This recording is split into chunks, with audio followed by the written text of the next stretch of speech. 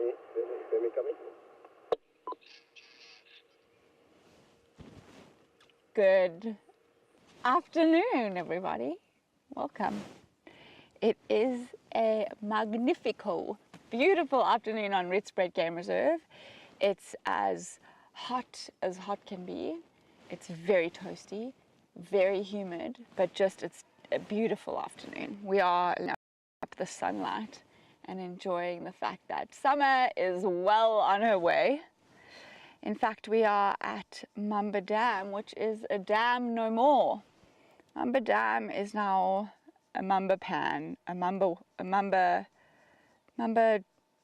dry area.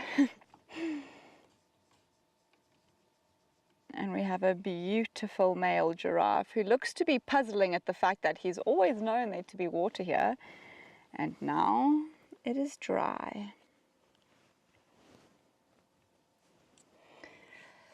So a very warm hello to all of you who've joined us, both on the public drive and our pack members who are here. Hello Brian, Carol, Bob, Rosemary, Christine, Mary, Betty. If I've missed anybody, then let me know. Yes, Mary, it looks like Mamba Crater at the moment. And I definitely think that this male giraffe is pondering why on earth his reliable water source is no longer providing him with the goods. But he is a beautiful male giraffe. And I think if we keep the camera there, perhaps he will ruminate for us. I haven't seen him regurgitate a bolus just yet, but he's obviously not eating. And generally speaking, when a giraffe isn't eating, it's because it's ruminating. Now, I think this could be a slightly different situation because I'm almost convinced that this giraffe has come to Mamba Dam for a drink and is now trying to figure out what his next port of call will be. Did you hear it? I don't know if anybody heard it. But that's my first pit mayfrow of the season. Red-chested cuckoo just called in the background. I wonder if we'll get it on camera, at least the call. Did you hear it? No. Basil's got headphones on and everything, so it's a little bit ambitious of me to think that he could have heard it. But yay! I love seeing and watching and hearing the migrants come back. Oh, look how beautiful this giraffe is. Maybe he's coming to see if I have any water for him. I barely brought enough for myself.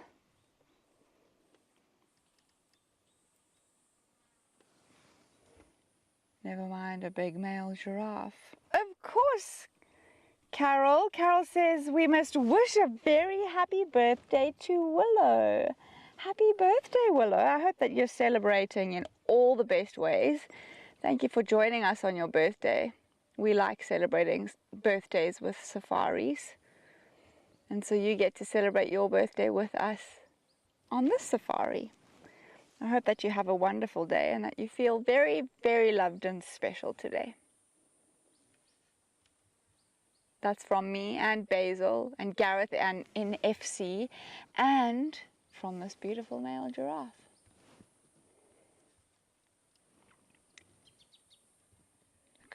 Let's see if we can watch that tongue of his. See if he'll give us a real show or if he's going to use, no, he's using his lips. There's a bit of tongue action. Sometimes you'll watch them reach really deep in with their tongue and pull out the tender shoots. There you go. But the dexterity of that tongue and those lips is fantastic. They are a very well-modified creature. You can also see the bumps behind the ossicones just back from the ears. This is a young male giraffe. If he had been a bit older, those bumps behind his ossicones and back from his ears, they would be a lot more pronounced, as would the calcium buildup on his forehead be, but he's still young.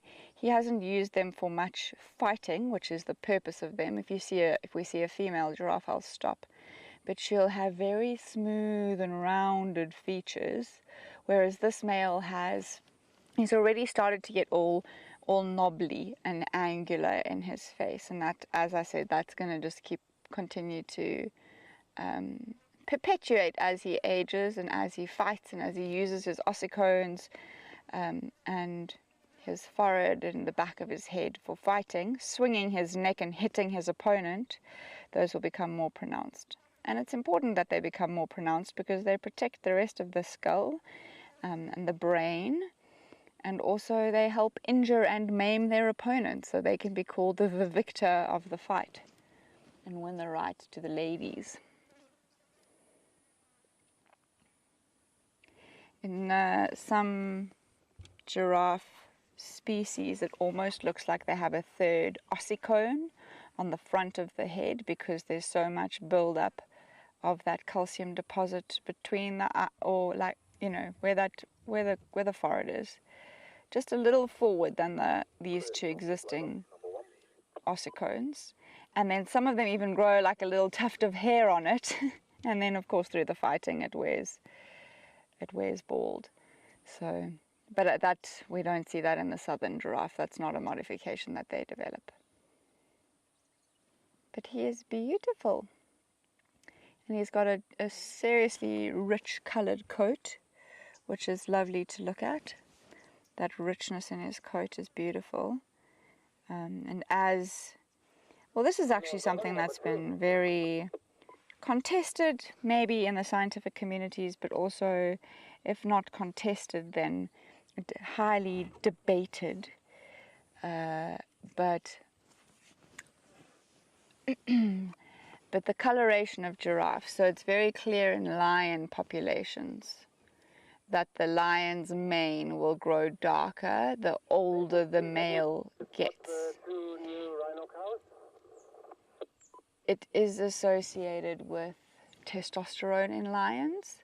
However, you might have seen Gareth had the male lions from BCC on the fence line a couple of nights ago, and they had really dark manes. And I've heard from multiple sources that when the Rietspruit males roar, those BCC males run away. And so the males next door have darker manes than the males on this side, but the males this side, if they were in an open system, would probably be more dominant. Anyway, all this to say that dark manes in lions correlate with testosterone. And there have been scientific suggestions that the darker the coat, or darkness in coats of giraffes, is related incrementally so to testosterone levels as well. So a really pale giraffe is not going to be black by the time he dies. He'll just be a richer shade of golden. And a dark giraffe, this male, he's probably got the potential to go quite dark. Certainly not one of those jet black males that we sometimes see, but he'll, as he ages, he should go a couple of shades darker as well. But never behind the ears. If you look behind the ears of a giraffe and down the neck, it's like they have a chin strap.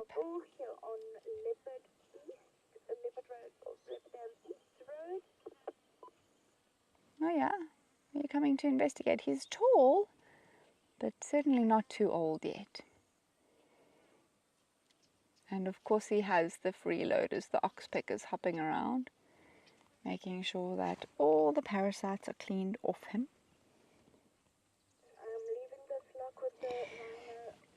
Betty has asked about the water levels. So Betty, the pumps, the hoses were restored quite quickly it happened, the elephants pulled the pump out on the Friday, and by the Monday the crypts were full again. But we don't pump any of the dams on Rietspruit. So the dams, I can't speak for Kaya because we don't go there, I don't think that they pump them.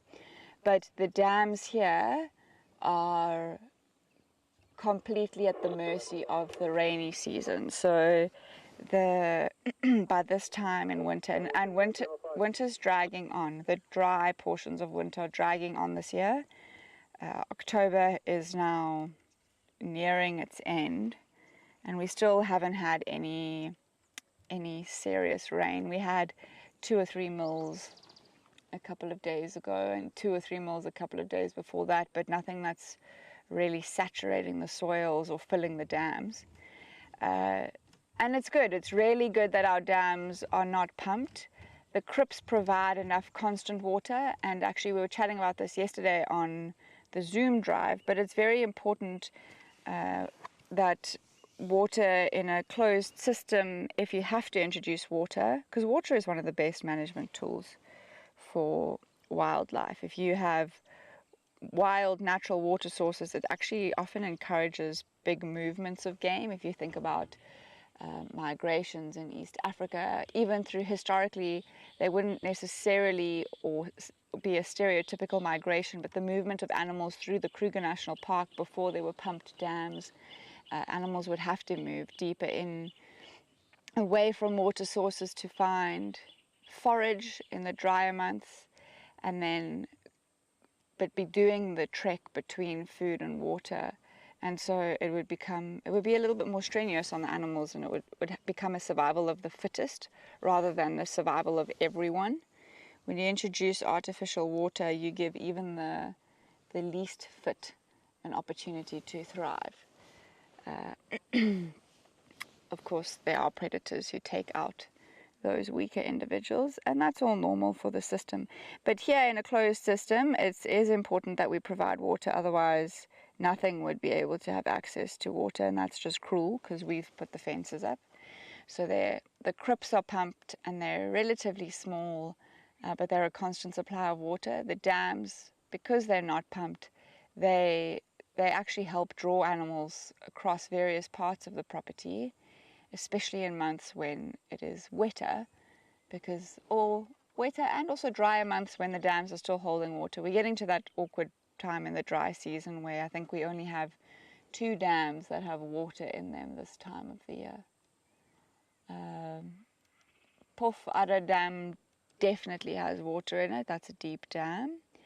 And Leopard Dam has water in it. I think Lowveld Dam is dry. This dam is dry. And Waterbuck Dam's definitely dry. So it's just Sekoi and Leopard Dam that I'm aware of that have water in them. Alrighty. While I'm thinking about it, and while we were chatting about manes of lions, it's Friday, which means you have this drive, Sunday's drive, and that's all. Those are the only 2 drives you have left if you're one of our pack members, to email iLevel, the keyword, to info@paintedDog.tv. You know how it works these days. If it's so you should see it here, or maybe here. I'm just joking. If you if you're new around here and you're wondering what you need to do to get access to this beautiful picture of a male lion, every week we have a new picture. And this week our picture and the keyword, it's a male lion at eye level, taken by the very talented and also definitely very much reclining, enjoying his leave, Andrew Ryder. He's not here at the moment. But you need to email. You need to first be a pack member. You need to, Gareth is just whispering in my ear that it might appear pixelated on your YouTube feed, but that the image quality that you will receive is perfect. It's not going to have pixelation. But anyway, I'm getting distracted. I need to tell you how you can get it. You need to be able to, well, you first need to register to be a pack member, and if you are a pack member, then you can go ahead and email us at info@paintedDog.tv. Make sure you include eye level in your email, and then we'll give you that high-res image of the male lion. Now, we're driving down a road called Beers Dip Pad, which basically means cattle dip road.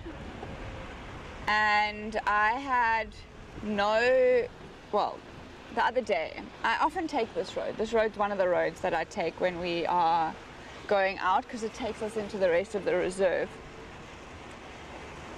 But the other day I thought I was going to change it up, and on that day somebody found a leopard sitting on the road here on Rietspruit. So I now have all the compulsion every time. I can't actually bring myself to leave or to deviate from this road to get us into the rest of the reserve. Of course you can see a leopard on any road in the reserve.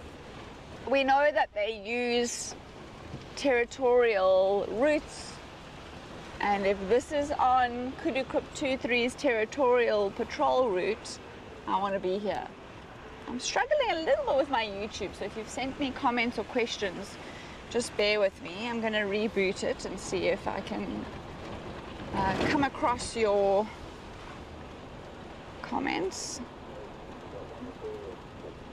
Okay, it looks like I'm back on. There are tracks of some rhinos on the road here, but I mean, I'm really hoping that we find our 2 orphans who've been released onto the reserve.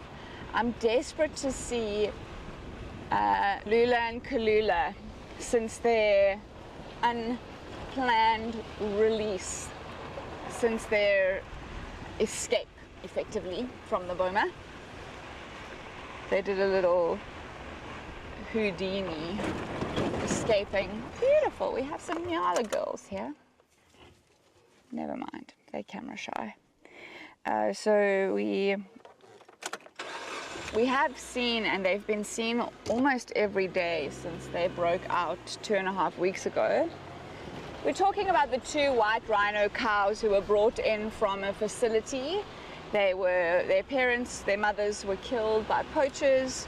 Obviously it's 2 separate stories, but they actually have a lot of parallels, a lot of similarities between the 2 stories.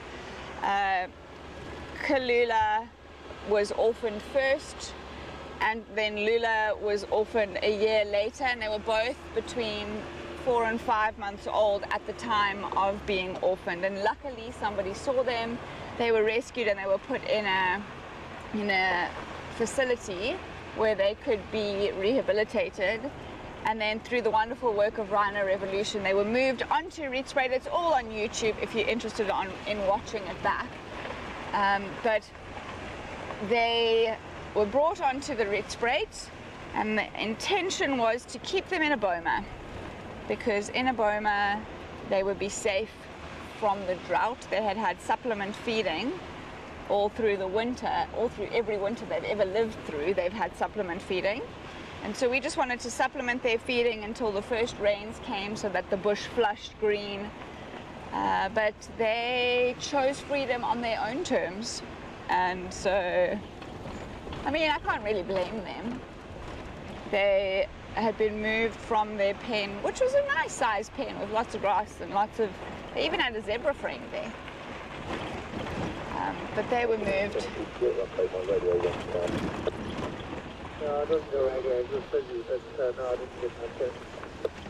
Sorry, I was just listening. No interesting updates though. Hello, Liz. Nice of you to join us. The oxygen is so... The oxygen, that's not the right word. The air at the moment is so heavy, it feels like it's sitting on you. It's so muggy and thick at the moment.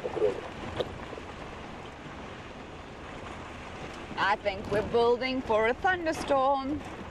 We had a thunderstorm on Monday, and then again on Tuesday we had some rain. So it wouldn't surprise me if our clouds gathered and built up and the pressure built up and we had a nice rainstorm. I'm actually itching for that first real rain of the season. We need it. But it'll change the bush. Everything will change when we have our first saturation. The road that runs along the rest of Lowveld fence line, that's not considered a traverse onto Lowveld.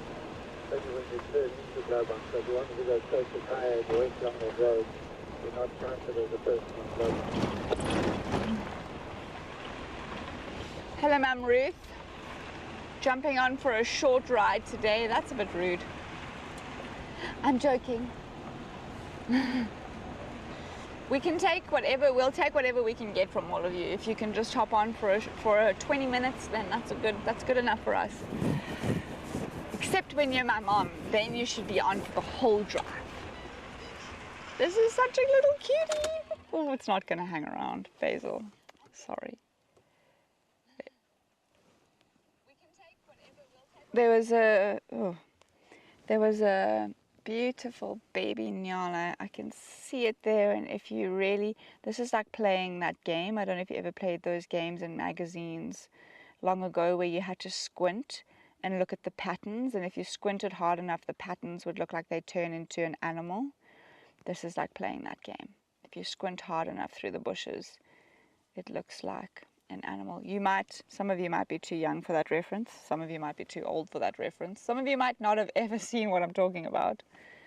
But there were these geometric shapes that they would put on a page, repeating patterns. And somehow, if you squinted hard enough at the picture, it would look like a tiger or a lion or a flower.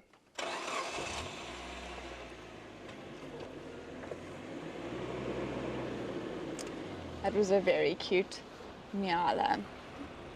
Gareth and I were up on Leopard last week this time, house sitting up there, which was delightful. But there was this tiny newborn, like maybe a week old little nyala, and its mother, I just blew the crux of my story, but that's okay. Its mother wouldn't let it suckle. She just kept kicking it away.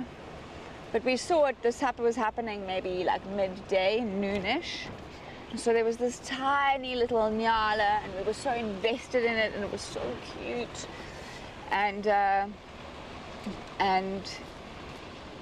then we were heartbroken because the mother wouldn't let it suckle. She kept like gently kicking it away, and her belly was so rotund, and of course her teats were swollen.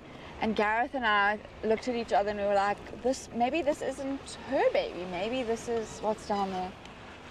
I thought I saw something down here. Maybe there's a rhino, maybe there's an elephant. We'll see. But actually then the next morning, earlier in the morning, she was suckling that little one. And I think what it was that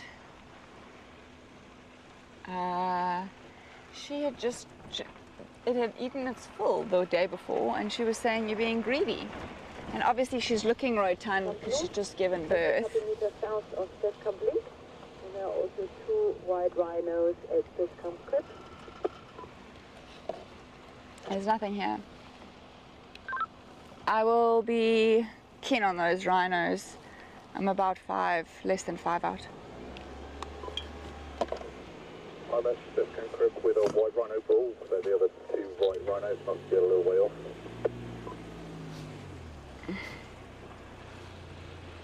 There's lots of rhinos in the area, but not the mystical, magical one that I thought I saw through the thicket. Is that what they're called, Mary? Magic eye pictures. Everybody give those a Google, but maybe don't do them on your screen, because I can't imagine that they'll be very good for your eyes on a screen. They were not good for your eyes when they were printed in old school magazines. Carol says it took her ages to learn how to do those magic eye pictures. I'm so glad you know what I'm talking about. I used to put them super close to my face, and then I used to squint, and then I used to pull them away, and as I pulled them away, whatever picture was hiding used to come into focus. Crazy? I know. definitely not good for my eyes. But I think it was National Geographic Kids who used to print a new one every week, every edition. I don't remember how often they'd have a new edition.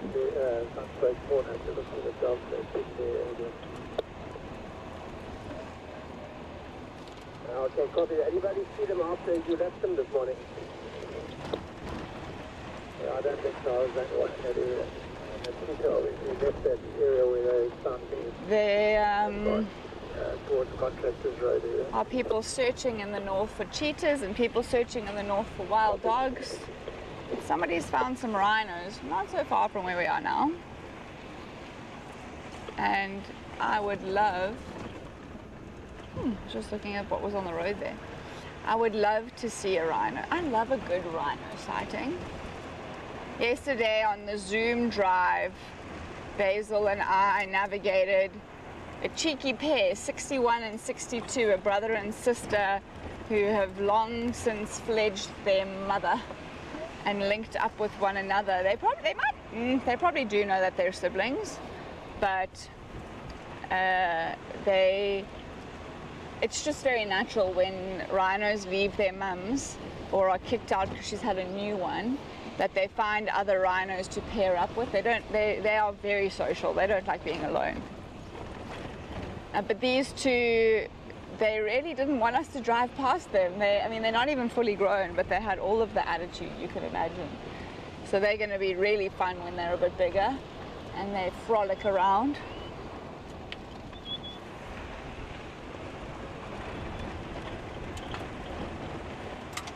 Hi Jan, nice of you to join us. We are on the way, we hope, to see some rhinos. There's lots of beautifully active rhino middens here.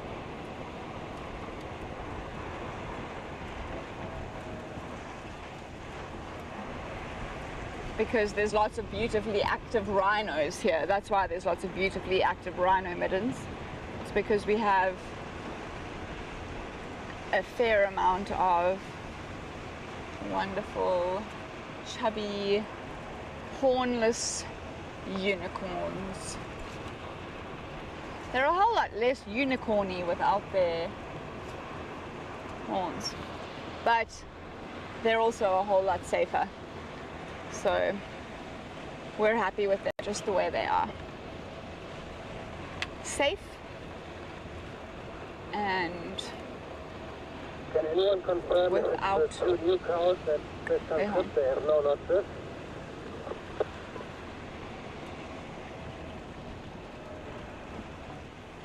There's only one rhino bullet. Not sure where the other two are. Aww. Sounds like there's only one rhino bull at Seskant Krip. I thought that there was 2 rhino cows, but I think whoever called in the rhino cows might have got their crips confused.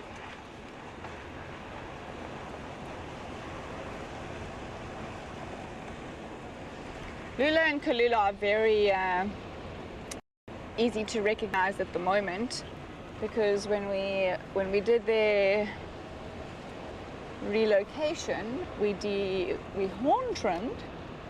We gave them a little horn trimming, and because it was quite a high pressured situation, we wanted to box them on the crates quite quickly. Their horns are cut straight off as opposed to shaped.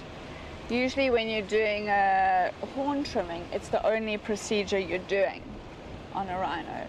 But in this instance, it was the horn trimming, loading them on a crate, transporting them, and then unboxing them. And so we just did it quickly. So theirs are the only ones on this reserve that are flat across. And then because the process was quite quick or done in haste, there's no notches that are cut into their ears just yet. We'll do that at a later point. Hello? Okay, we'll see if we can catch him. Be quick. Good luck with your 11th hour search. Thank you. We were told to be quick, everyone. Be quick, the rhino bull's going into the thick stuff. onwards. That particular homeowner is a fantastic leopard homeowner. He loves to look for leopards, but he doesn't live here. He's leaving. And this is the first time he's been on Leadwood that he hasn't seen a leopard, so he's searching. Maybe I should follow him because I want to see a leopard too. White rhino. And the lock of the white rhino bull now heading east from First Game Crib.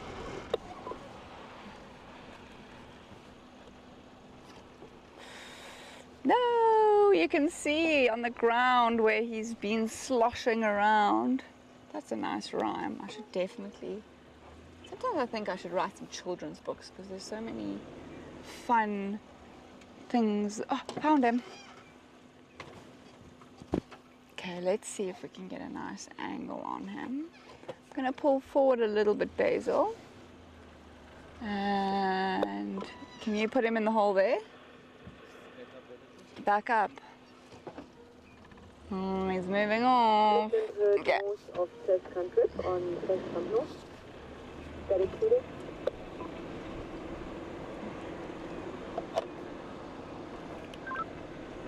Victoria joining the lock of the white rhino bull, Sescant Crip.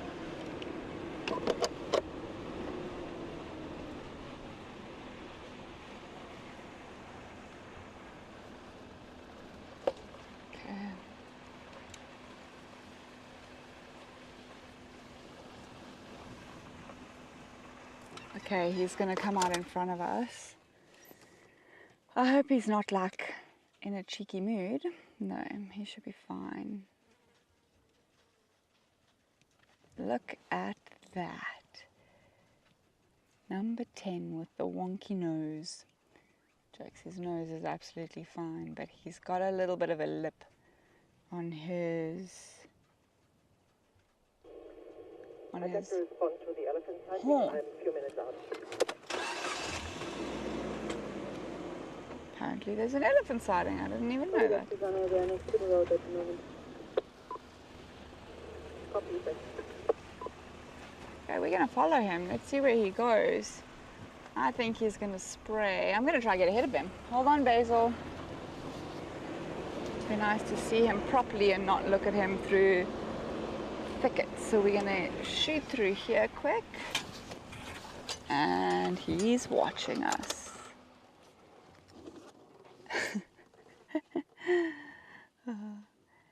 I love it when they do that. I don't know if you heard it, but he went like he's letting out the biggest sigh in the world.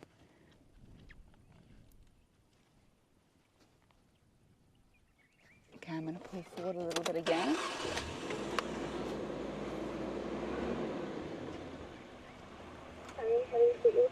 Oh, he's scent marking there. I don't know if you can catch that. Having a nice scent mark. We are downwind as well. No, we're not too much. Oh, everybody, he is waddling off into the thick stuff. I don't know how much longer I'm going to be able to follow him, but let's see if we can get another... Oh, we're not going to get... Yeah, the road is not far, so we can try and catch him on the road, but I've lost white rhinos in here before, because what happens is that I think they're going to emerge on the road, and they could. They very much could, but they could also carry on in the thick stuff. Let's see if we can loop around and catch him again.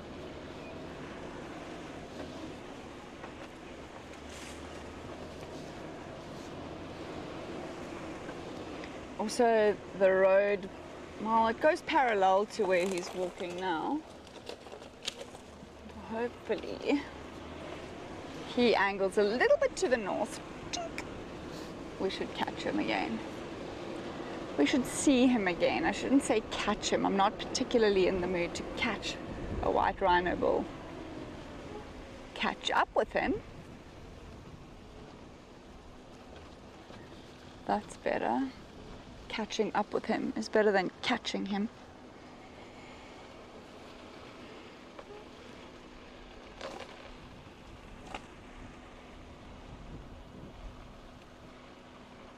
Okay. The road does bend slightly south just up ahead of us. I'm going to actually stop and park and listen.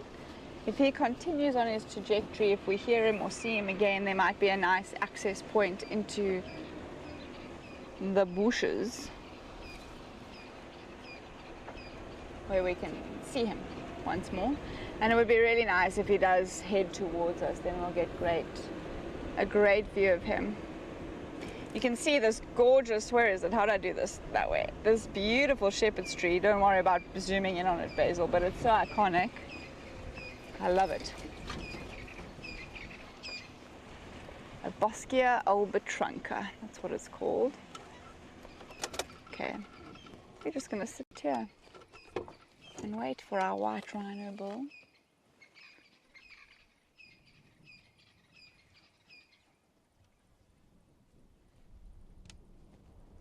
He's not going to be doing anything too quickly. What have you seen, Basil? A little bird. Oh, wonderful. A white-bellied sunbird is hopping around here. Of course, There's another white rhino bull having a wallow at Leopard Dam. Ah, that sounds cool. We're too far, though. A wallowing white rhino at Leopard Dam.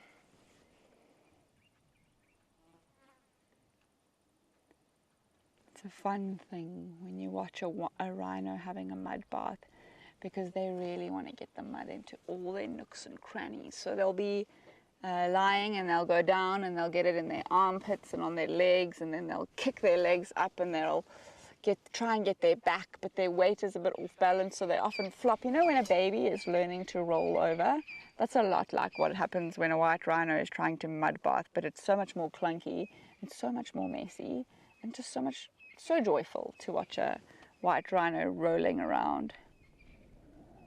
There's some movement in the back. I'm seeing some lapwings further in. I just thought that any movement catches my attention. Looking for our white rhino friend. Give him a few minutes, and if he comes through, that'll be wonderful, but if he doesn't, then we shall carry on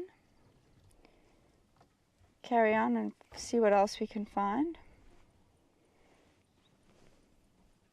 Rhino number 10 is in Konzo. Thank you, Carol. Yesterday on our Zoom drive, Carol and I were discussing the different names of these rhinos. So even though they've all got notch numbers, which is how they're scientifically recorded, because it's very objective, this is their notch number, this is how we ID them. They've also all got correlating names, or maybe not all of them, but a lot of them have correlating names. And so this rhino number 10 is in Konzo. What does that mean? Horn. Yeah, that's what I thought. It means horn. I wonder if it's got to do with the little ridge they've cut into his horn, or if he had like a really big horn before they trimmed it off. Any of that's possible. I thought so, but I wasn't sure. He's coming. He's coming. He's just in front of us. Folks, he's actually staying in the thicket. I'm just going to see if I can get another glimpse of Nkonzo. Oh, maybe he's going to come this way. Let me park off here. Can you see him, Basil? Basil's got him. There you go. The feet of a giant. Now, we're actually parked quite close to a game trail, but then there's another game trail a little bit further in front of us that goes to the east. So it'll be interesting to see if he's coming this way, or if he's going to hop on that game trail, or maybe he'll do neither.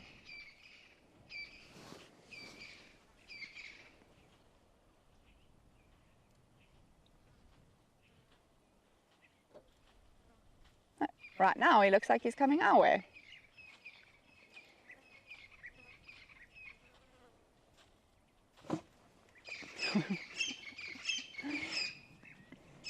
Hello.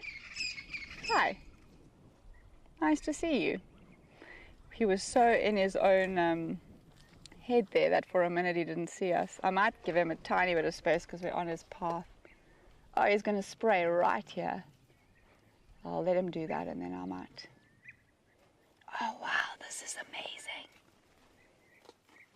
Look at how interesting his penis is for spraying backwards. It's such a strange design. It needs to be able to spray behind him.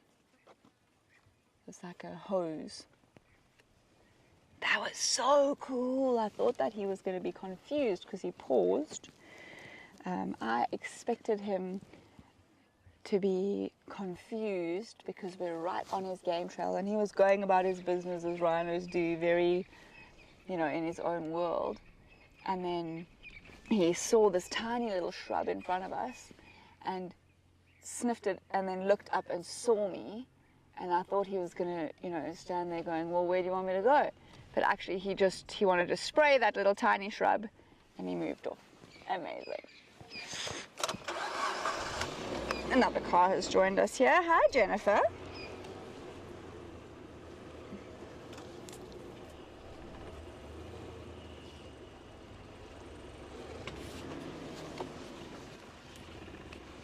There we go. He's giving us another opportunity to check him out.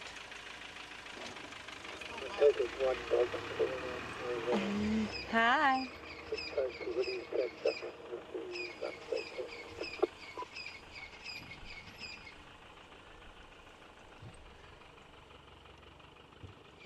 He's carrying on, unperturbed by our little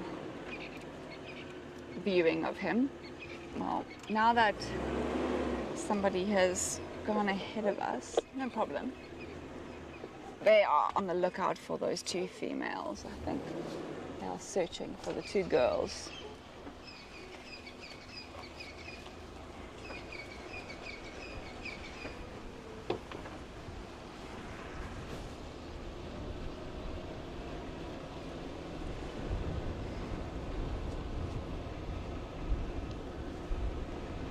Man, this is such a beautiful part of Rietspruit. There's a lot of open area and he is posing like a champion.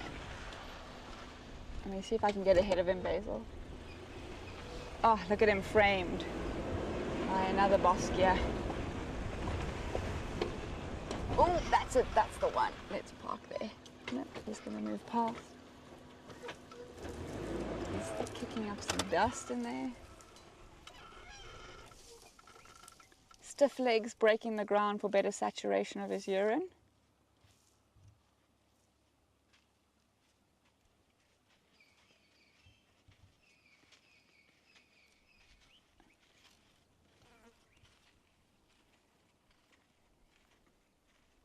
Gorgeous.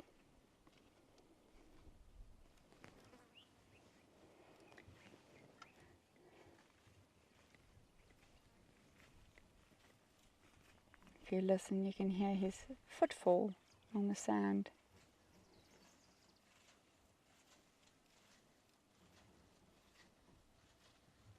Beautiful noise. Claudia is leaving the log of a herd of elephants. They are still on Test Camp North. About 800 meters north of Test Camp Crib with one station unlocked. I want to see here if he's going to do his fancy territorial marking where he'll defecate and kick his feces. To me, it's always a very fascinating thing to watch. Good afternoon. There is elephants on Test Camp North at the moment on the road. There is sounds like the Ellies are not that far from us. There is one wild dog in the corner, raptor, sunstraight. Kevin is on the lock, and I'm not sure if it's tricks or if it's the pride around Hippo Dam on Kaya.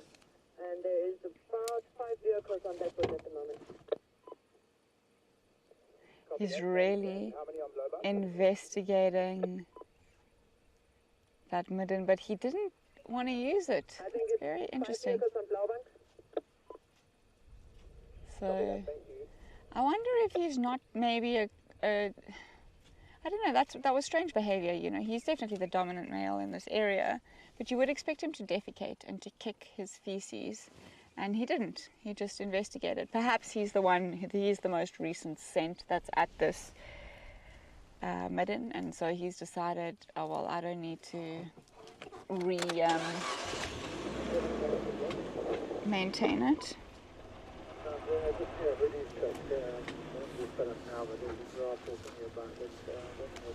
He's urinating a lot, so he's making his presence known. In the meantime, the starlings are spending a lot of time in his midden. See, we're not going to hang around with him for too long. I think it might be quite fun to let him go off and then go and see if we can find the elephants. What do you think, everybody? So cool.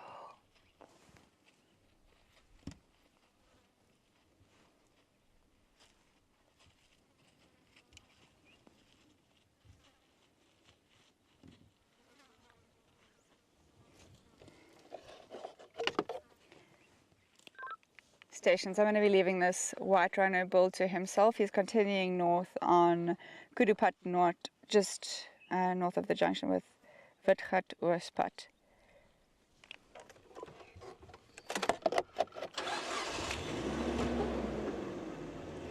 Goodbye, Rhino.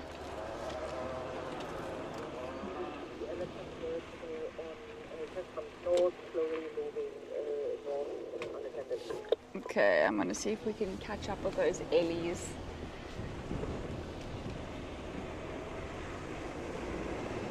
It'd be nice to see the elephants.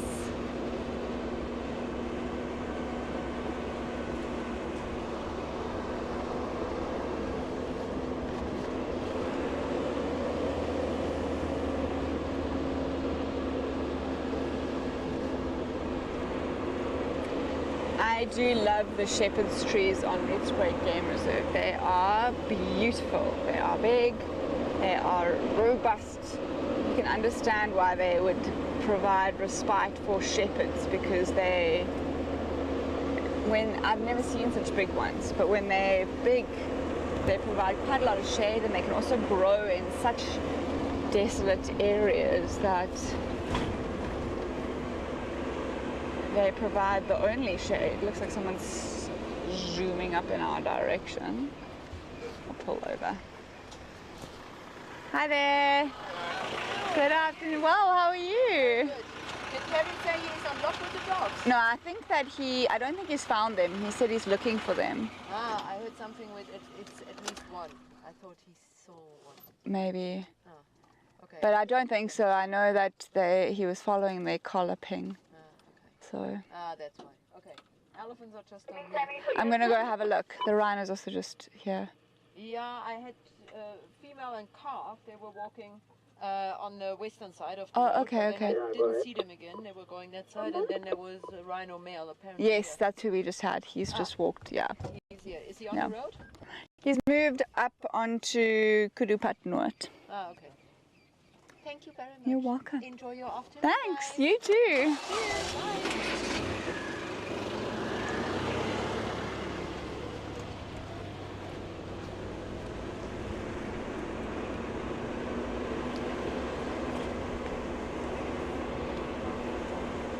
Isn't it lovely?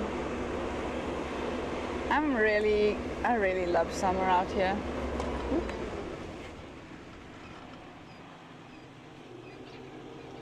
Hi there. Yes, I'm gonna go see. Thank you. Everybody's telling us all about the elephants.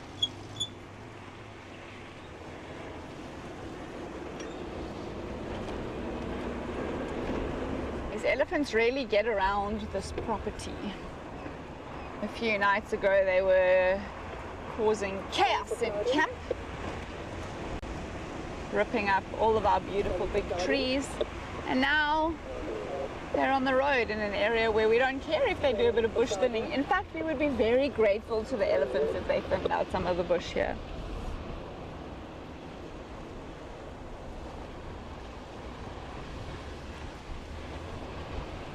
You turned the radio down, I think. 77 for Claudia. Standing by.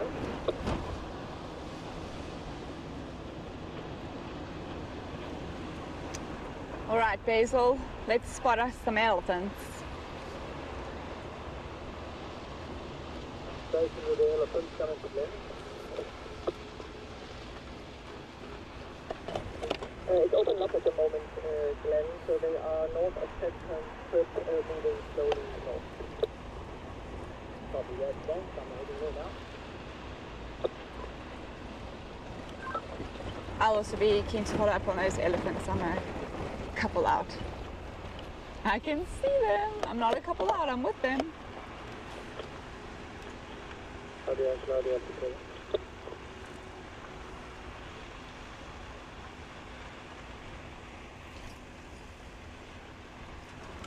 Yeah, I can hear them as well, so. Nobody sees Claudia, just got a radio turned up.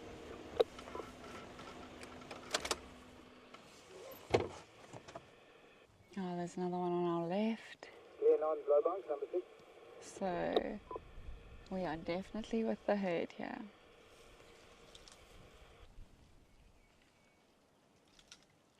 They are feeding away.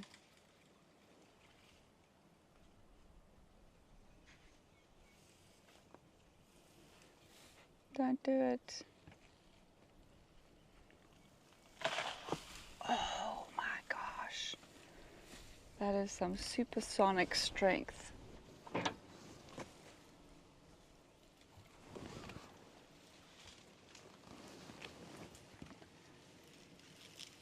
It's beautiful. So it seems like a strange thing for him to just break the branch off like that. But it's really important for elephants to disrupt the tannin flow. So if they're feeding on a branch that is connected to the tree is producing tannin in order to make it unpalatable.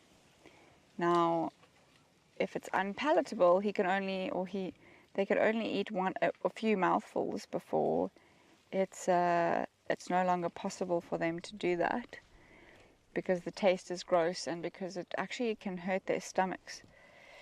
So they break off the branches, and then they can eat more of the leaves from the branch. The unfortunate thing about elephants is that they seldom eat every leaf off a branch that they've broken off. Sometimes they'll push a tree over for the same purpose, and then you just think, wow, you've eaten 6 mouthfuls and the tree is no more. Who can ever say no to the Ellies, right, Jennifer? There is something about them. They're super chilled this afternoon as well, which is lovely.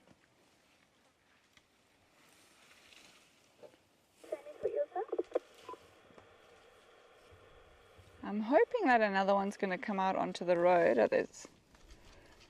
There was movement of one towards the road, but then we would get a nice clear shot. This one also might come out into the road. Let's pull forward a little bit.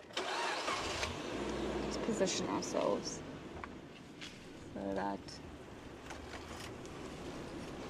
There's this one. Sorry, welcome to... I think these people next to me want to come past.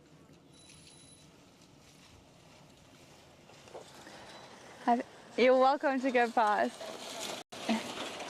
Enjoy. Everybody gets excited about our Ellies. They are pretty iconic. But now I can't see them anymore because they're in the thickets. Hoping, because there's a car just in front of us, hoping that we can pull up a little bit. Maybe they've got their phones out, so maybe they can see a...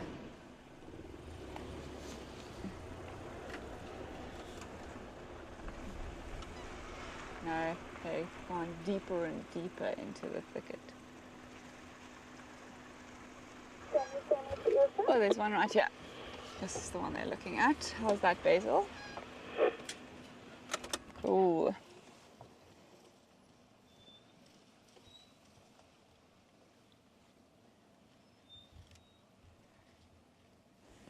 We need to have a closer look at what our composition is here, because it might actually just be the 3 bulls. I haven't seen any others. Yesterday they were all together, but they're quite far from where we left them yesterday, so it's always possible that they could have spread out. Oh.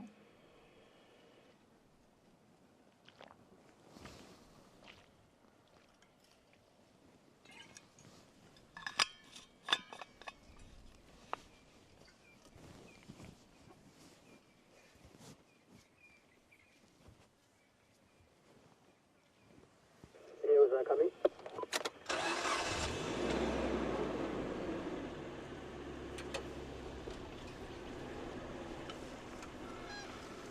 Ah, that's our big bull. It was tricky to see previously, but you can see now that that's our biggest bull on Rietspruit. He stands pretty tall. I used to think that they were similar heights because I had seen them in a sighting where they did all look like they were similar heights. But then subsequently we saw them yesterday, and one bull is definitely taller and bigger than the rest.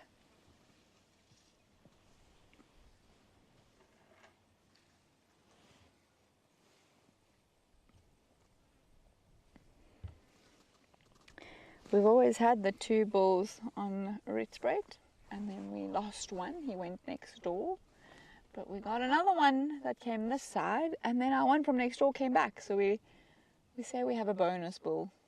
Stations I'm with the Eddies, there are 2 stations I'm on.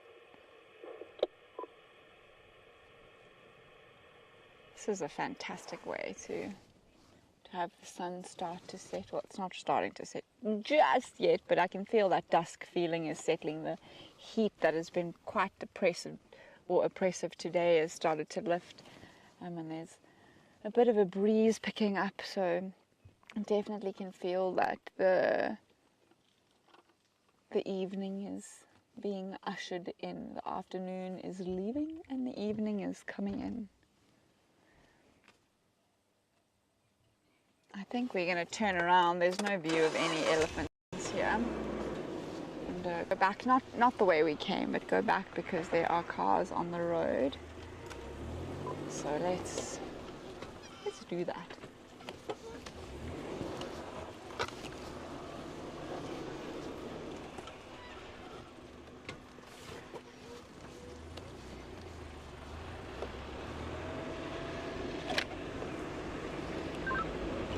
Stations. I'm leaving the elephants to others.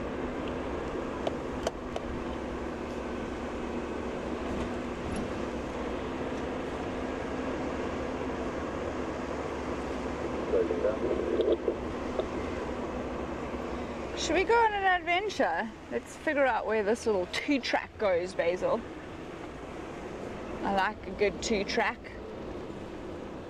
Especially, Basil said, let's work the west this evening looking for leopards.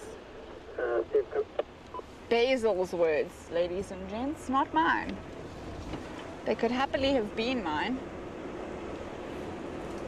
The west is where we believe if we concentrate our efforts, and we are concentrating our efforts, but the west is where we believe that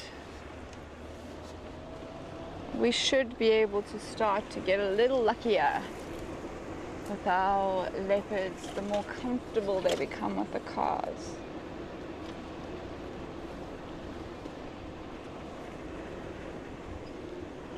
Okay. We're on one of those new little tracks. There are sections we cannot drive right inside the dam, no matter it is dry. That's quite a funny radio call.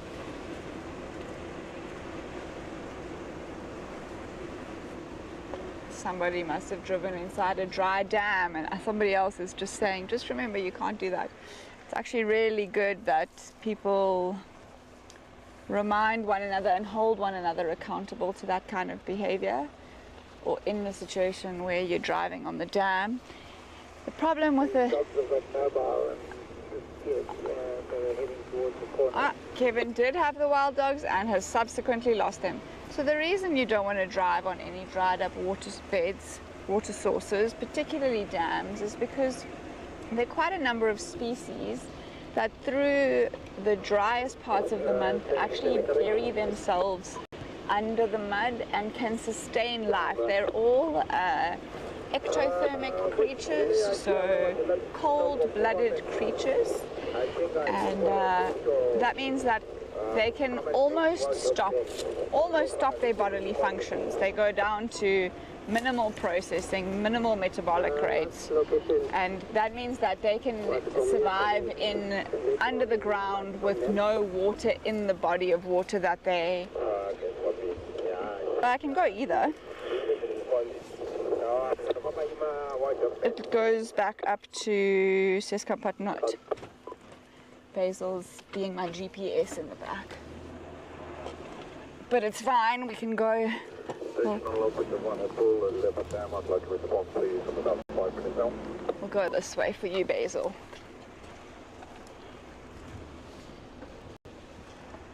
Yeah, so when you drive on dry water beds, dry water sources, what is wrong with me? Why can't I get this phrase out?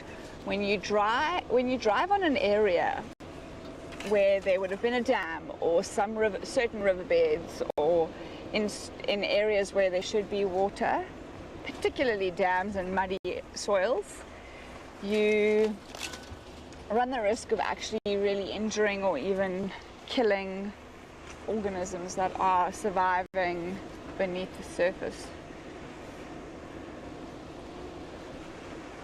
All these little things we need to be aware of in order to ethically execute a safari out here. These two tracks really do feel like leopard country.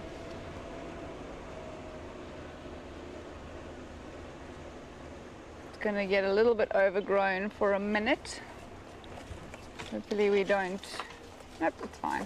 Because hopefully we don't leave too many scratches on Basil, but none of that.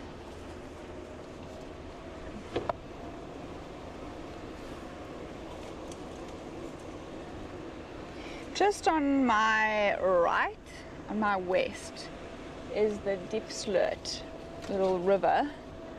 At the moment it's dry, but it would still be a fantastic place for leopards and lions and the rest of them to hang out, especially because it's been so hot. The dry riverbeds are going to be a fantastic source of cool and respite from the heat of the day today. Look how beautiful and open it is. I mean, there's not much to look at in terms of animals, but look at how the understory here is so, because it's so dry, you can actually have quite a bit of advantage from when you're driving in these wooded areas. This is going to change. Summer is not going to look anything like this. Even with our eyes, the bush is going to be impenetrable. Luckily, it's not yet. We haven't yet had our first rains. So we still are winning in terms of visibility.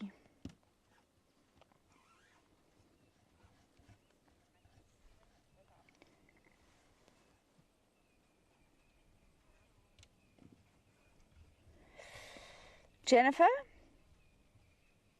I honestly haven't heard of any forced interactions between Asian and African elephants. Geographically, they occupy different niches in different parts of the world, and so they wouldn't naturally overlap. They would have probably derived from a similar or the same ancestor, and then as the continents moved apart, they would have developed slightly different features to cope with different environments. However, I wouldn't be surprised if in places, especially places where there's lots of contact with wild animals, like in circus settings, I'm sure somebody somewhere has tried to crossbreed them, but off the top of my head I can't think of an example where they would naturally occur together, and I haven't come across any strange, freaky articles indicating where they have been crossbred or where they live together in a sanctuary or anything like that. I'm sure even specific zoos would probably have both species, because it is quite an interesting thing to be able to see the difference between them, but naturally they should never occur in the same niche. Nope. Then did you see how many elephants there were there? The bulls with them as well. I saw one of the bulls with them. Okay, copy, thanks. I can't find these dogs at the moment. I'm just going to go around to the raptor thing. Okay, I'm doing a bit of bundu bashing because the road has been blocked, and this felt like actually the least destructive part. Kevin, I didn't get a great look, but I only saw 3 bulls in the time that I was in that sighting. Okay, copy.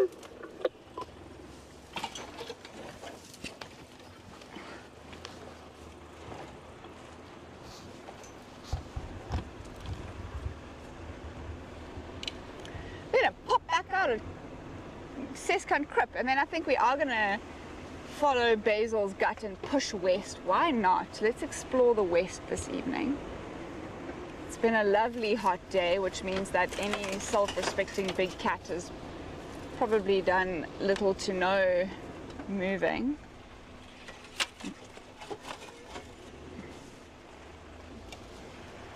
The vehicle is flashing at me.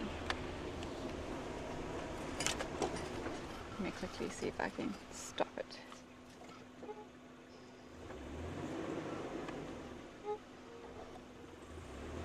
Nope. Only a pleasure. Let's go this way. I know that that's where the crib is, but let's cross west.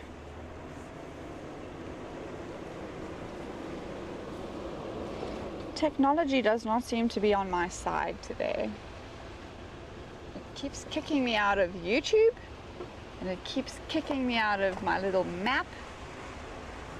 So if you see me on my phone more than normal, it's just because I'm trying to renegotiate with my technology. I do love this crossing. I think Gareth Poole called it Coconut Crossing, but technically it doesn't have a name. And now I think we should try and get a little bit of 4x4 going. It's shouting at me. Can you see? Luckily, we can go down this hill without too much concern. It's more about if you were coming up it, we would need to come up it with 4x4. Hold on, Basil. Hold on, Victoria.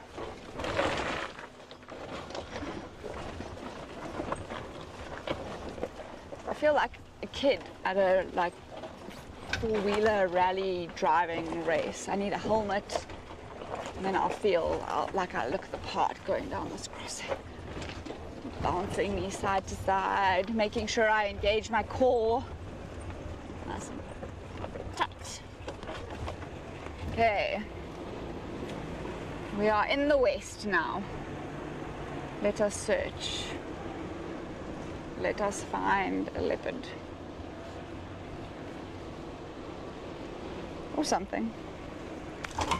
Or something. Anything would be good. I'm gonna go down here. Oh no, this crosses back through the river. Don't want to do that. There's more rhino tracks.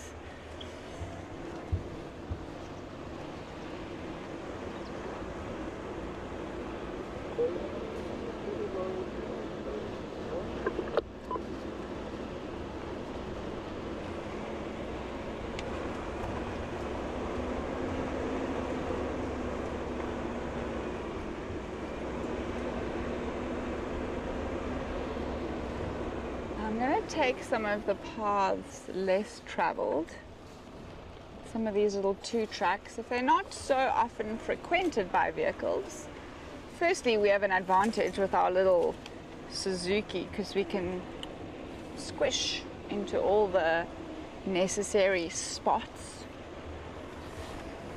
But secondly, if it's not used very often by cars, then you kind of could get lucky with it becoming a regular patrol route for leopards. any animal out here likes a well-established path, and this little 2-track is just going to look like a really nice big game trail. You can see some zebra have been down here. Andrew had a great zebra sighting on drive a few nights ago, just before he left Wednesday. So, and of course that beautiful baby giraffe that they had suckling. That was lovely. Flies, it's the season for flies.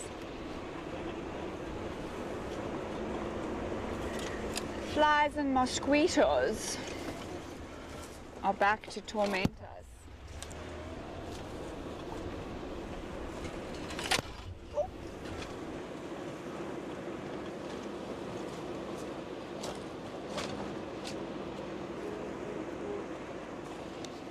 I love this track.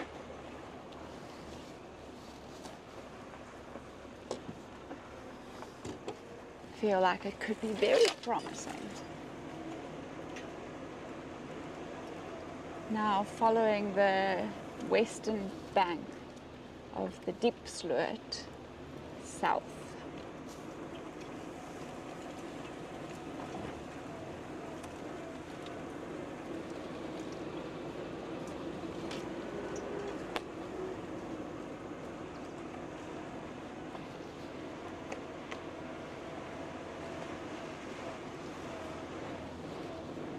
Maybe we'll get some pretty birds in here. I see a dark-capped bulbul.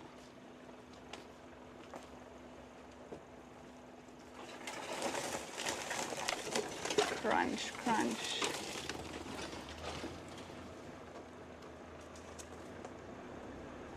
We're gonna have to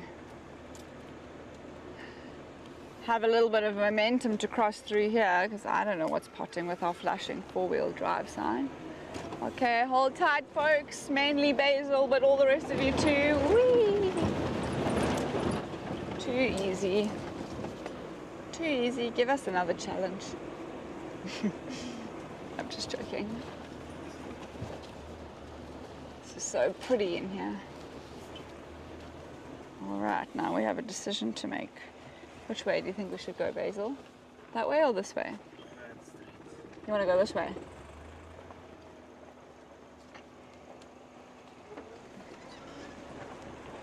Fine. I didn't have a gut preference.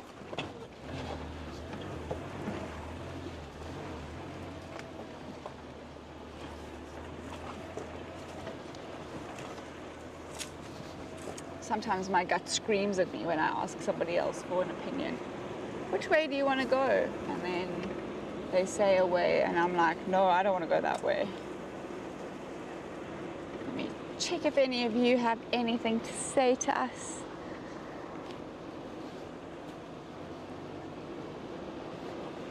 Like I said, just having a little bit of a tech delays.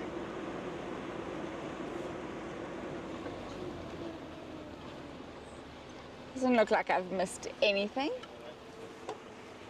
Yeah. I've seen some great leopard tracks in this area.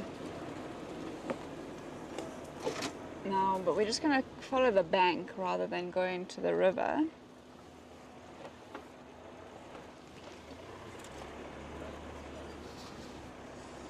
You can definitely drive this part, but I hear what you mean. You're going to get to rocky sections, or Basil's saying he wouldn't advise driving this portion of the river. He values his life, and he knows that on the back I bounce him around a little bit. Just shaking him, you know, just saying, come on, hold on. Everybody who goes on a game drive gets bounced around.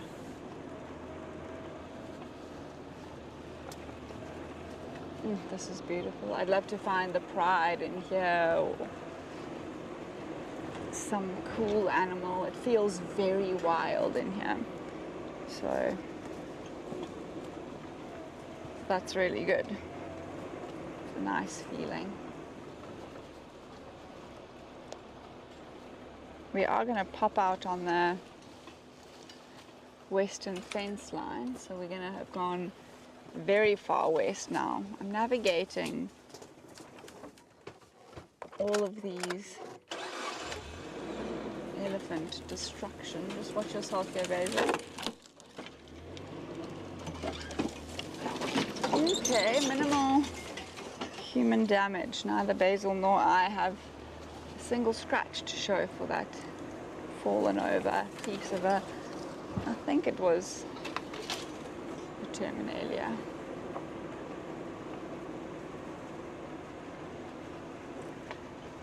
And I love this section.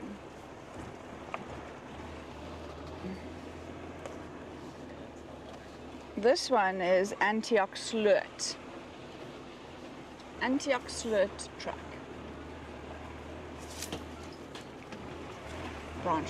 Branches jumping up at us. Well, Antioch Sloot track gives me hope that we may see the Antioch female. She's the one we presume to have cubs, or when I started at Painted Dog, we presumed that she was denning. Now, she could, if she was denning and she's got those cubs still, she would still have them, because a female leopard will keep her cubs for up to 18 months. I've seen female leopards keep cubs way longer than that, up to 2 years. And I've heard of records, the longest record that they had, I think, was 38 months. A male just didn't want to leave his mom. He's a bit of a mommy's boy. Wild leopard, so, you know, he thought it was natural, but 38 months was the longest recorded cub staying with mum. And you would call them a cub as long as they're reliant on their mother for catching them food and they spend most of their time with their mum. You'd still call them a cub. When they stop being seen with their mother, they're a young sub-adult. Okay, now we got to choose. I'm gonna. Well, if we go this way, then we don't have to come out on the. I think we won't. Well, both of them might come out on the fence. What do you think, Basil? Yeah, I'm gonna go this way. Let's go this way. Anyway, so if she's been successful and she's got them still, then she'll still be moving around with little leopards. But if she's lost them, I mean, it would be very difficult to know if she's lost them because we don't see her often enough.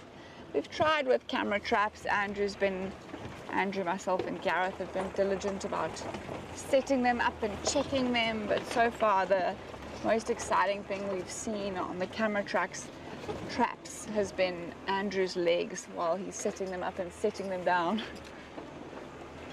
We did set up a camera trap not too long ago for an impala that died or was dying in a unfortunate event with a cheetah where it didn't actually die. The cheetah had eaten its fill and there was a fence in the way, and so it was a bit of a concerning situation, but we set a camera up and then we got some action because we got a jackal that came and actually officially killed the impala that was struggling, and then some lions came and they stole the kill from the jackal. So that was a very worthwhile camera trap. Camera traps are used in science a lot, and they give us lots of invaluable data into populations that are shy and elusive. So definitely gotta love a camera trap, but unfortunately in our positioning of them, you see, we always put them on a trail where we're seeing lots of leopard tracks, always, but we're not getting them on our camera traps, so we need to change tactics.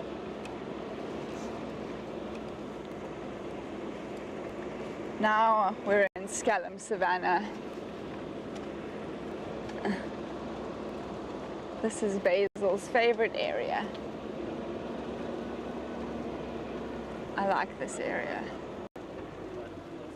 Pardon? Yeah, Basil thinks he's being funny. He says this is his favorite area after Mamba Kronkelpad. For those of you who don't watch very often, Mamba Kronkelpad is probably the bounciest road on the property, and it doesn't feel that bad. It's not great, but it doesn't feel that bad when you're the driver or when you're on the back of a vehicle.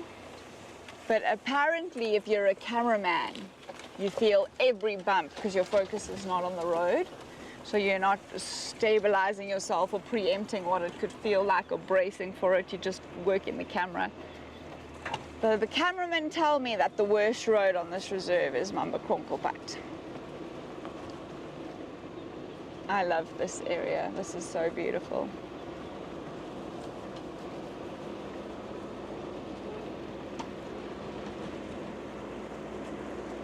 I have a branch, everybody. Let me get rid of it. Basil, it's probably nothing. I don't know if there's anything in that tree over there. Yeah, I know. Oh, you know what I thought it was, everybody? But it hasn't moved, so it's not what I thought it was. I really thought it was a leopard cub on a kill. But it's not. It's a branch. I really had that feeling though. Oh man. My heart stopped there. Now zoomed in, it really doesn't look like anything. See if I can...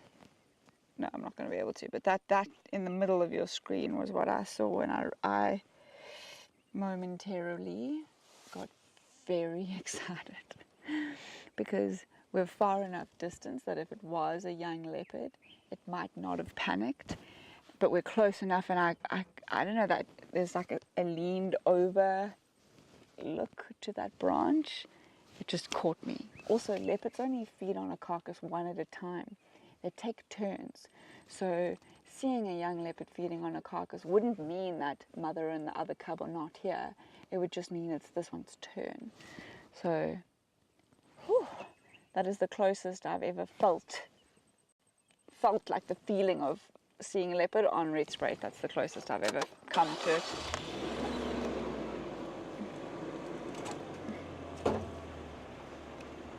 Get the link back, see how many of you are laughing at me.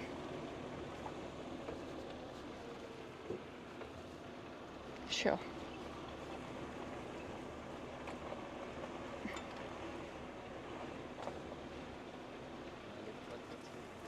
Did it get you? Oh, thank goodness it got Basil as well.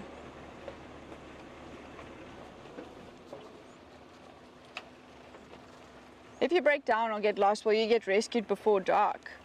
Christine, it's almost impossible to get lost in this reserve. We have a great little map that Gareth has designed. It tracks our GPS, so we shouldn't get lost. If we break down, will we get back before dark or rescued? It depends what time we break down. If we break down here, and I let Gareth or VM know, they should be here in 20 minutes. So probably not before dark, but there's no element of concern. There's a pretty little herd of impala in here. Let's see if they'll wait. The impala here do not hang around.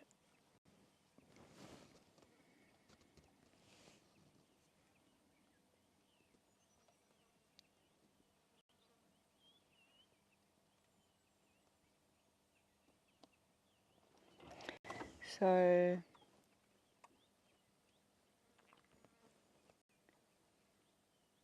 you know, Mary's saying that we have lots of leopard-like branches on Rietspruit.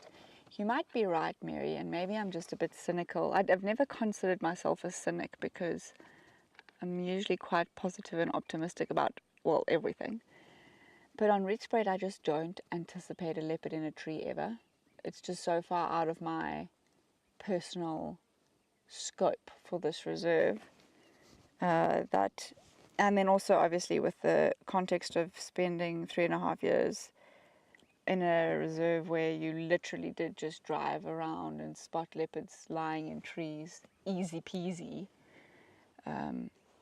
it's very different. Oh, it looks like there's a Basil spotted a bird on the other side of the silhouetted. It's sitting like a dark chanting goshawk. So yeah, looks like it's a dark chanting goshawk. Nice, good spotting, Basil. Can you please do that, but with a leopard?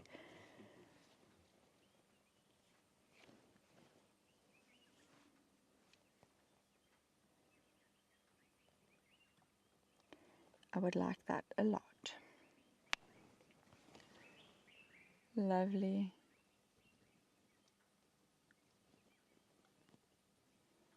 Those naked legs. Got no feathers or boots down to its legs. A lot like the snake eagles. They also don't have feathers on their legs. Pretty evening. And I think that this is a great area to spend time in. I have not spent enough time here, but this is what you need. You need little areas in a reserve that you forget about, that get tucked away, and you get used to your routine, and then you find a new area and it's captivating. And for a couple of weeks you spend a lot of time there. You figure out what the movements of the herds of impala are, or what the movements of the lions are through this area, or whether the elephants are using this area, and maybe if there's any leopard tracks. You don't know. And then when you feel like you have utterly exhausted your knowledge on an area, then you move into another area. And then when you come back, you rediscover new gems about a little corner of the reserve. I love it. This is so cool. This area is amazing.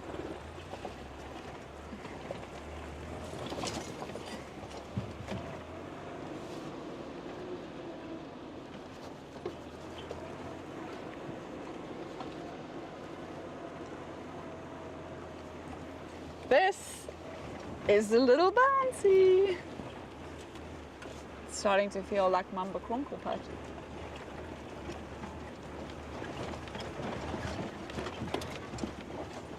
Alrighty, bouncing along.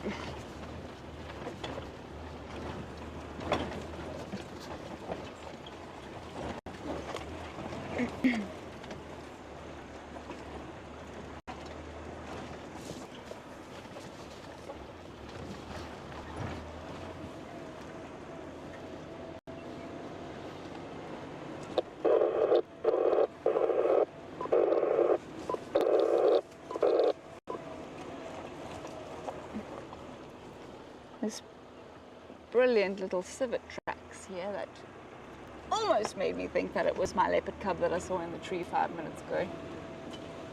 Not.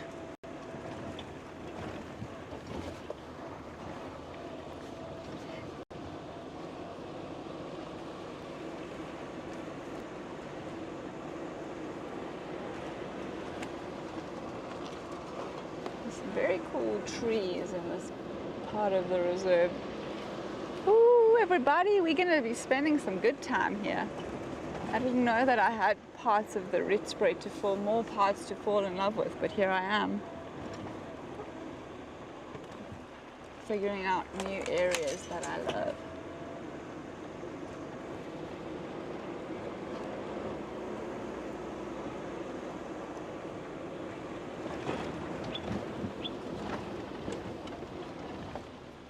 Ah, it's a dark-capped bulbul.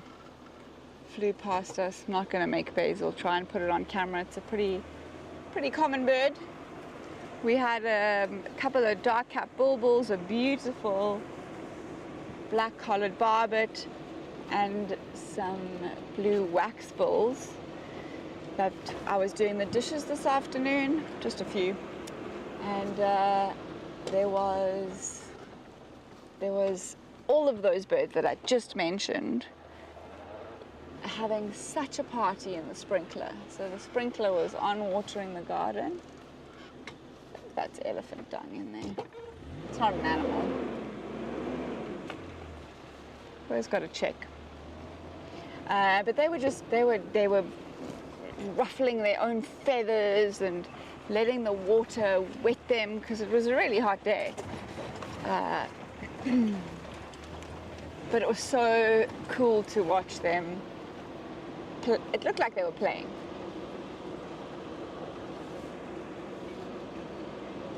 It's when you know everything needs water.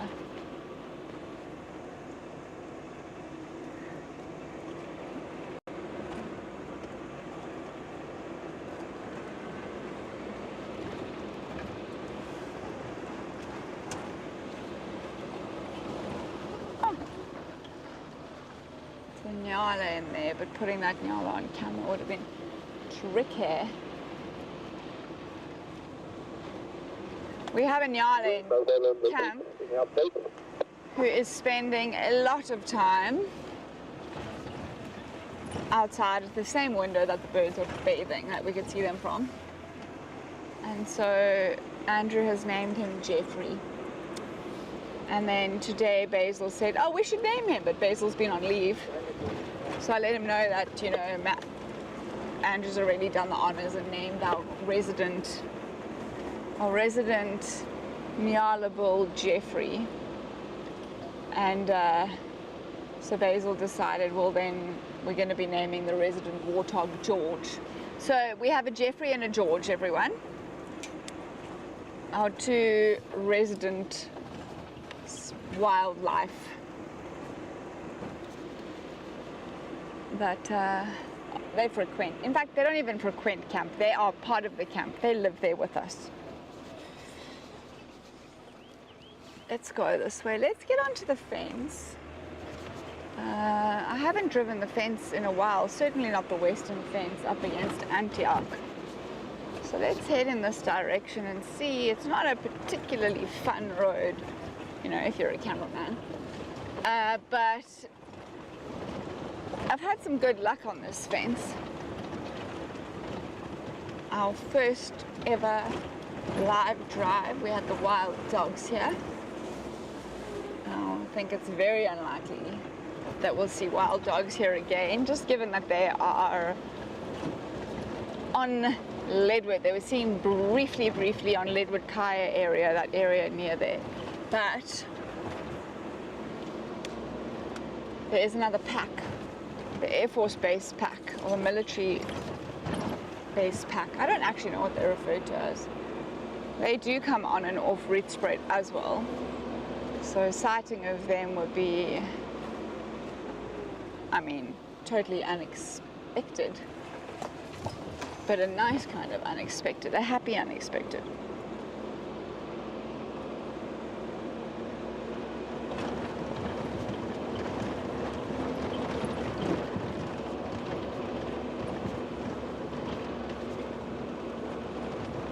Let me check in.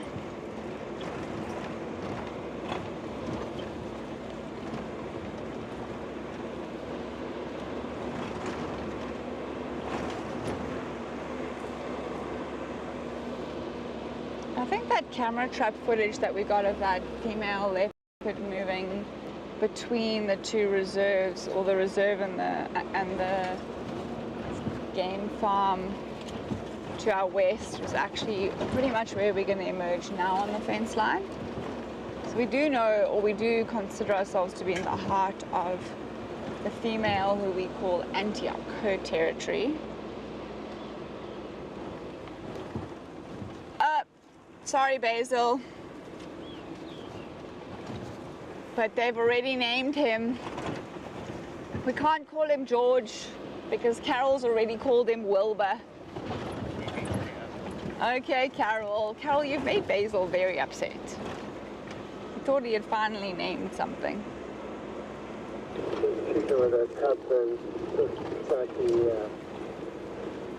Kevin's found the cheetah. Far north, impossibly far.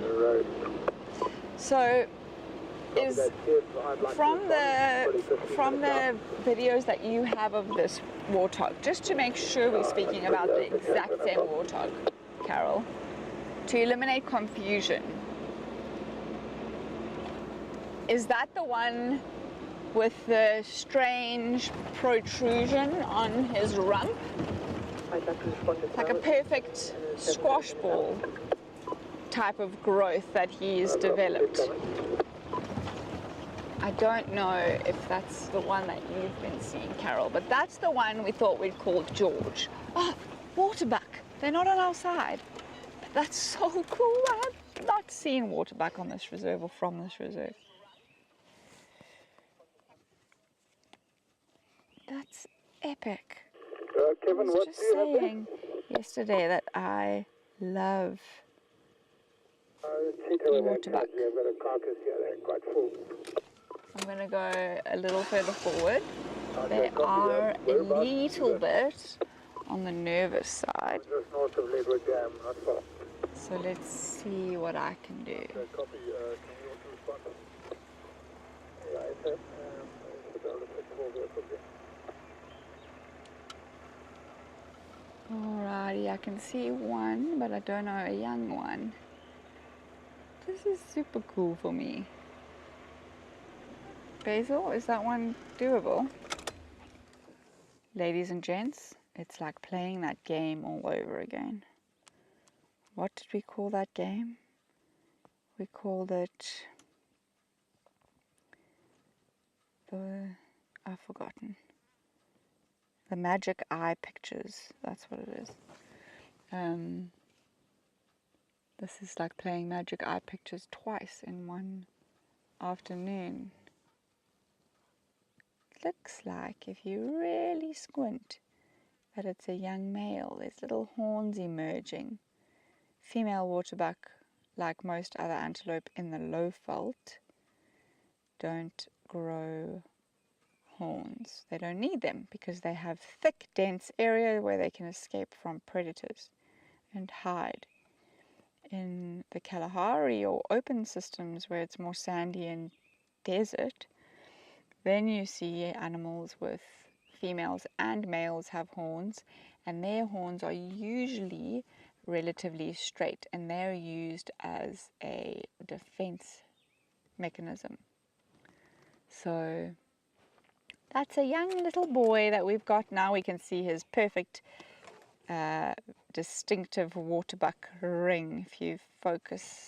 If you have a look there on the fuzzy backside, just below the top of the fuzz, you can see the white ring. Oh man, it's so nice to see waterbuck. I feel so happy about this.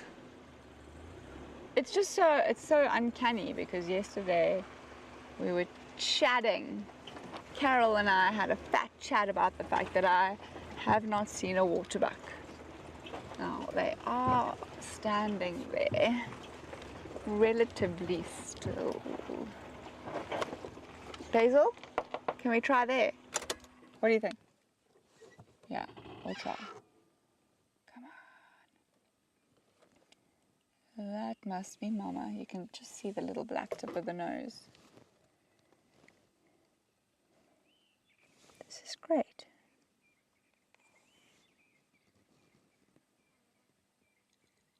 Also look at the white eyebrows that they have. That'll be to let more light in, particularly after dark.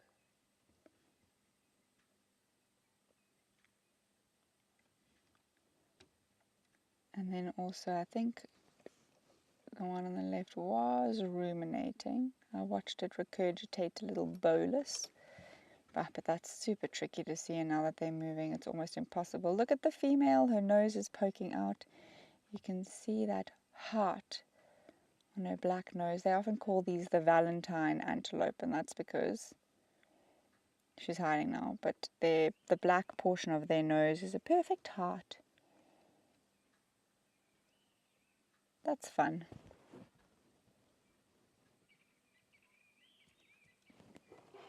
Love that.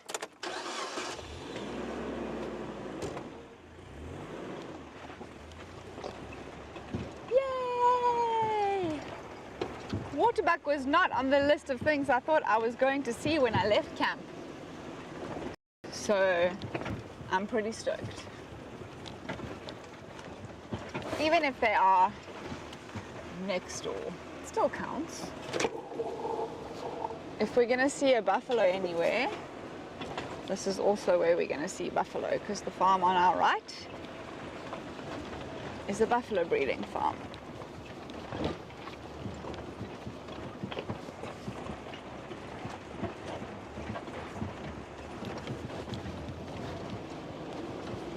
Which is very exciting that we could see a buffalo. Wouldn't really matter though, because it's not like we're going to see the big five until I found a leopard. A leopard is not exactly low-hanging fruit on Rietspruit. It's fine. They are the most fantastic animals, and so if we have to work a little harder to see a leopard, well, at least we know it's going to be worth it.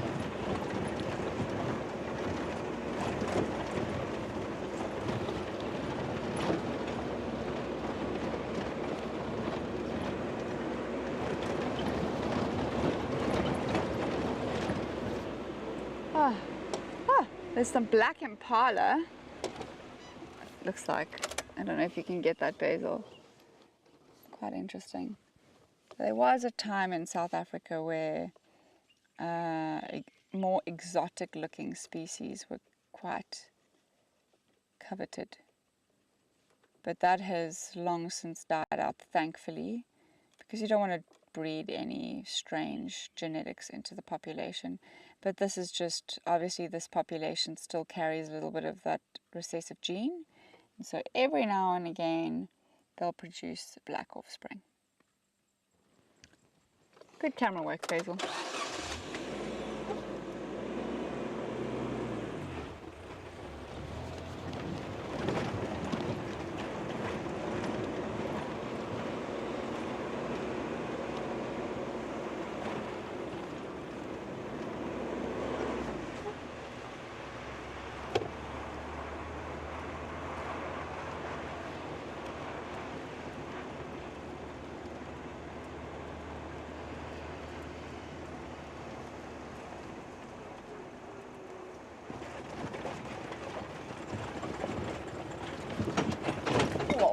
Hold on.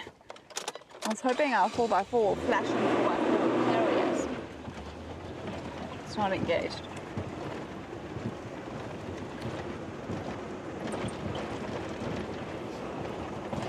Whenever I drive along the fence like this, I'm always keeping an eye out for areas where leopards might be skulking under the fence. You can tell that there's obviously a lot of game on that side, and we know that there's a lot of game on this side. So there's definitely movement between the two protected areas. I just wonder how often, you know, if this is a fringe of a territory of a leopard that they move across, or if the fence is in the heart of their territory. And I think something that I'm obsessed with about leopards is that they're so uncontainable. I mean, every other species in this reserve is managed. We know roughly how many we have of each, especially of the predators. And then it comes to the leopards, and there's just no knowing. Yeah, very productive, Carol. Waterbuck and black impala in a couple of, yeah, a small stretch of fence. It is cool, Mary. It is also quite weird to see a black impala, because, I mean, it just is. It's a bit odd. But we do enjoy it every now and then. We actually saw one on Rietspruit that would have jumped through these fences. The impala are one species as well. They are definitely contained by fences, 100%, but it's not in the same. They move through, they jump through the fences, and sometimes they get injured, but other times they successfully jump through. And we were in the middle of the reserve one afternoon, maybe 2 weeks ago, and there was a black impala wandering around. So it happens.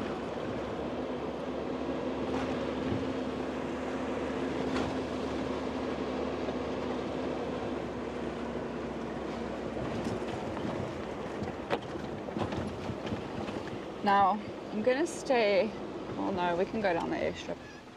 Take us off the bumpy road. Doesn't look like there's anything up ahead of us.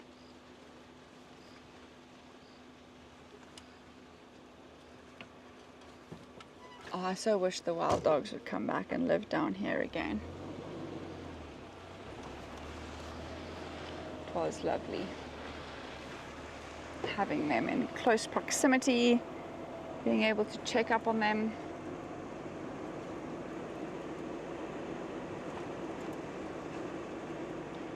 Much smoother now.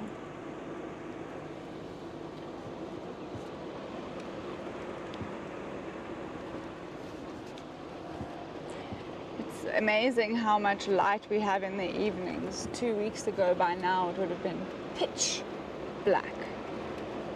But we've still got enough light to be able to see. Soon we're going to need to cross over to the torch. But for now, it's still great.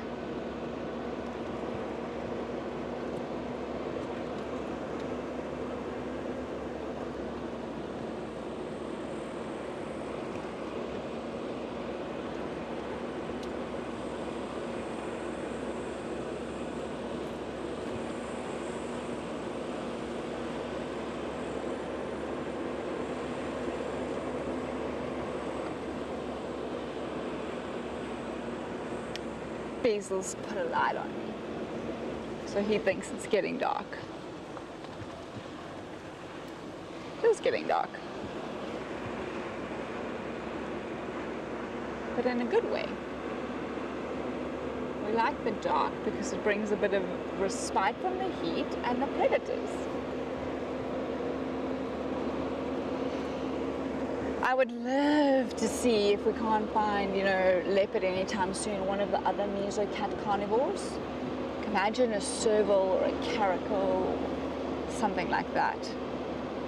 I would be super thrilled, actually, to see any of those.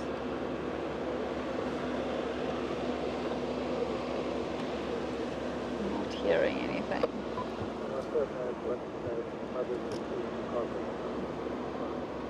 Of course there's a duiker, or 2 or 3 or 7. Carol, have you named any of the duiker? It would be hysterical if you actually knew each individual duiker. Not impossible, but very difficult. Very challenging to name each duiker that we see in the vicinity of Hayes.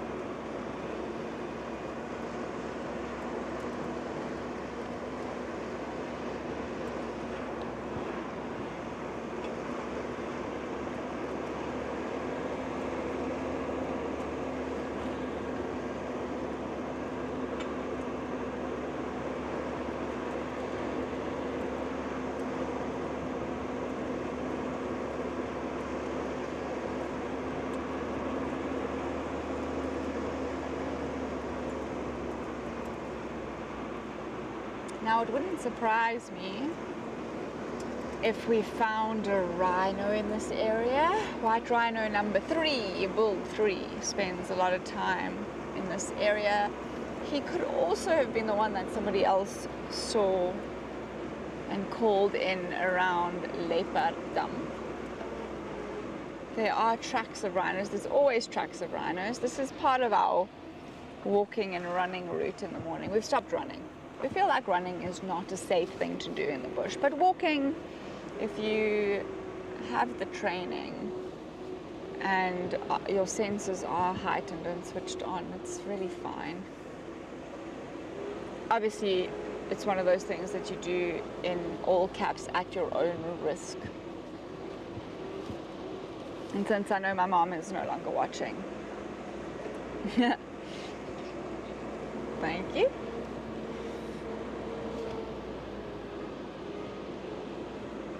Anyway, what I was saying is there's always fresh rhino tracks in this corner of the reserve, and often we find rhinos up here, so I wouldn't be surprised if we find one. We're taking the new road. It's not yet named, actually.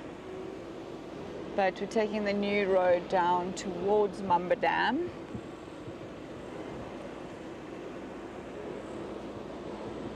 And I just want to find something more. Anything.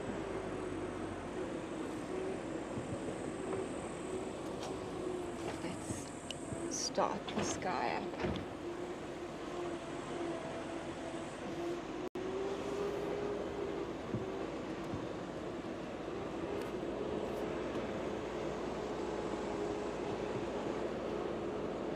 Fire up the flashlight, see if there's any eyes shining at us.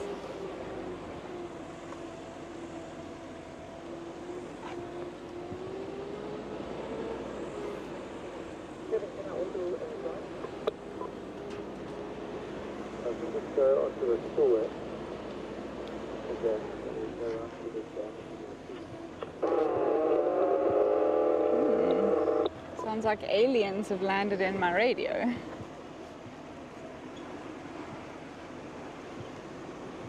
Checking for tracks.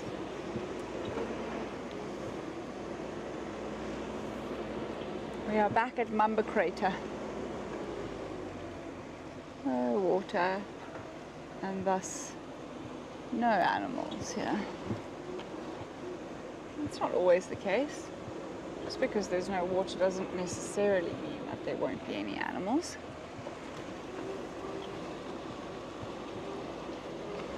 I mean, earlier today we had that giraffe here, and he was looking very interested in us. He gave us a great sighting.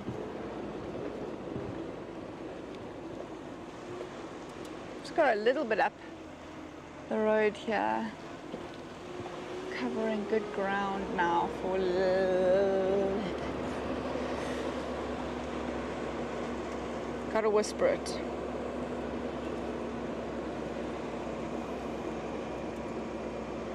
Every single time, Christine, the mountains never get old. In fact, they grow on you. Every time you see them, you feel even more in awe of them and their beauty and their texture and their fissures and all that. Oh, the detailing that even from down here we can see. I just think that they're so beautiful. Really and truly beautiful.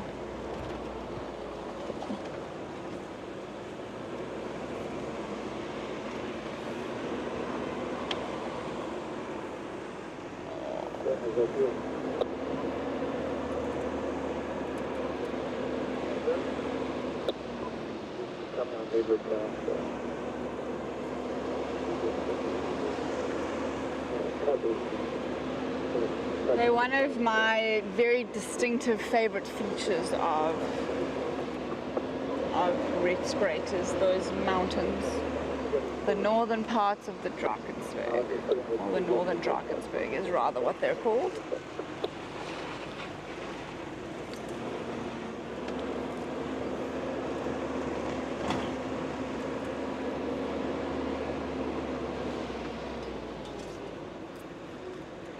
More elephant dung, but it did have a nightjar in it, so it made me think that there was something in the road there. Actually, there you go, Christine. Isn't that something? Those two have now got together. They're behind me now, moving towards. Just moving around a bit. Particularly stunning. The colors are pretty. All the clouds that threatened to bring rain earlier today have, well, they've vanished. There's a little bit on the right, but really nothing that's going to bring any substantial rain. In the north there is cloud cover, but above Hayes, at the foothills of these mountains, there's nothing to be concerned of. The sky is such a pretty color this evening, Betty. I don't know if we can see the pinks on the right hand side. It might be tricky for Basil, but it's even more, it looks like watercolors actually, but the sky is looking very beautiful,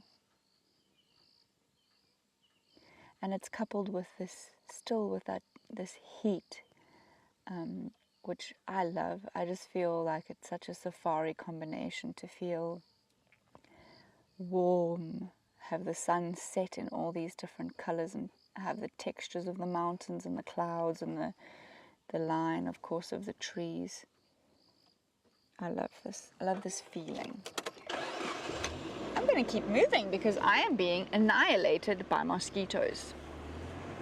It was all very beautiful until I felt one zap me and then heard one buzzing past me. Mosquitoes are actually not such a problem. Oops, I'm losing my earpiece.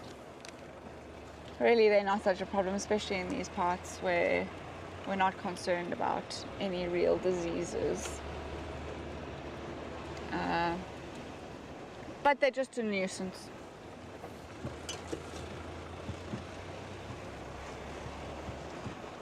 Inconvenient more than anything else.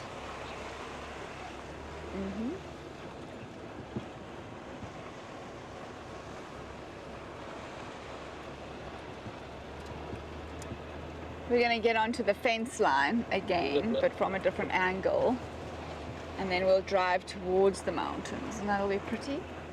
For our last 2 or so minutes of drive, it's a good area. The cheetah boys haven't been seen. You never know. You never know what you could find in the last minutes of the game drive. I always love the last few minutes of a drive because there's always so much potential. Because most people have written them off. They think, oh well, that's great, we're done. The reality is, you'll be surprised how often you have sightings in the last 60 seconds. There are a bunch of people having a sundowner stop just in front of us, but on the opposite side. We're gonna just leave them and carry on.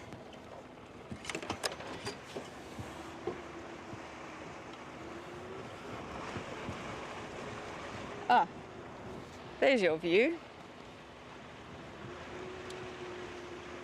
Stunning. Goodbye and thank you, Christine. Thanks for joining us. Great drive, Bob. I'm glad that you enjoyed it. It was fun. Thanks, Mary. We'll see all of you again on Sunday. Sunday evening. Same time. We'll be back to explore the Rietspruit Game Reserve and all of its new areas and new exciting parts. I feel enthused after this afternoon's game drive.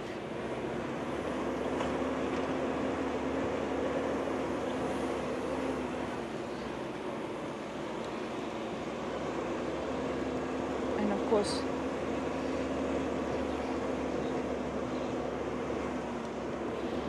all right. Everybody, it's been a great way to start the weekend. I hope that you've enjoyed it as well. I hope that you all have fantastic Fridays or fantastic dreams on your Friday evening, depending on what time of the day you're currently enjoying. Thank you for spending 2 hours with us on Game Drive.